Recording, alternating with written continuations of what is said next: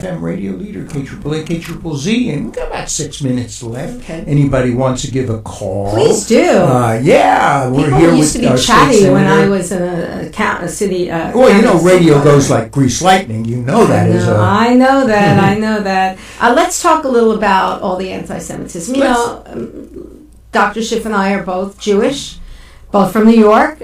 You know, not everyone's Jewish is from New York. not from the same area. Well, we lived your son was born where I grew up. That's correct. But I identify, my identity is more from in the city. Right.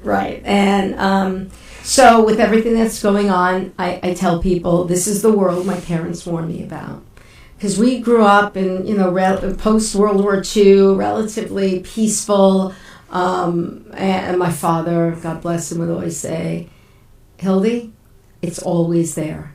Jew haters, they're always there. And when the time is right and the landscape is right, they're all going to come out. And, you know, I'm not a Jew that sees anti-Semitism and everything. There are. And some of his were the older Jews because they lived through it. You know, I understand it. I don't. So when everything happened my last year as a county supervisor with that gentleman, and I hesitate to call him gentleman, who would come up and just rag on me because I was Jewish, that was really my wake-up call. And it's been kind of warped speed since then. So everything that's going on, so down at the legislature, I'm the only Jew in the Senate. And there are 3 in the House. Oh, there are. Well, there's 2 Democrats, Alma and Consuelo Hernandez, Mexican Jews who are very religious. Their father is a cantor or something. They're more religious than I am. And then Alex Cullinan. Oh, okay. Jewish, right? Who is, by the way, my guest in July at the Conservative Republican Club of Kingman. And your replacement, our District 2 supervisor, who I think is listening. Next Monday will be the guest. Good. He's doing a fantastic job. In either August or September, it'll be somebody named Hildy, but I haven't told her yet. Oh, okay. Well, I just, you know, a little off topic.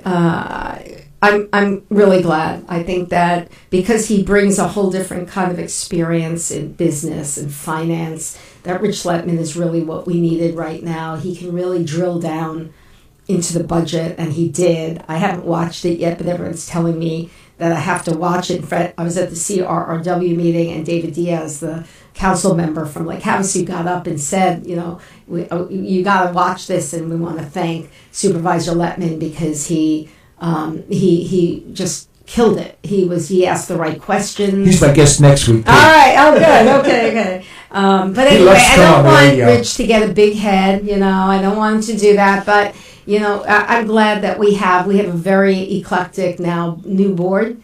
Different than the last board. Different and yes. Yeah. All right, so back to the anti-Semitism. Yes. So we first had a bill come our way, and it was about the encampments on colleges. And the colleges actually came to the legislature. And they can't handle it, you know, a bunch of cowards, if you ask me. But they wanted us to do something, and so the Hernandez, we call them, the Hernandez sisters, beautiful women. She's just became a lawyer. My favorite Democrats, I call them. And she ran a bill doing this, and it was tough. It went through the House, but because it's a Democrat bill, it's harder to get through no matter what it is. And then if it wasn't for me, it would never have gotten heard again because I advocate for it in the Senate. And so we fought for it. We fought hard, and it passed.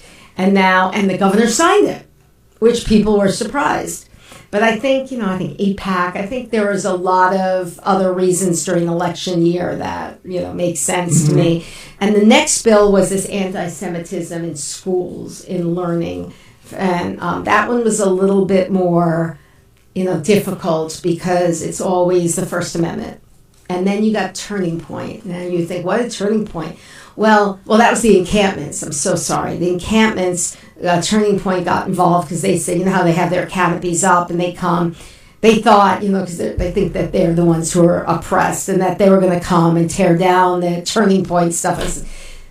Everybody knows what this is about. This is not about, they think that they're going to use it. And at some point, and I'll leave you with this. Yeah, we'll have to because we're running out of time. I know, but I'll leave you with this.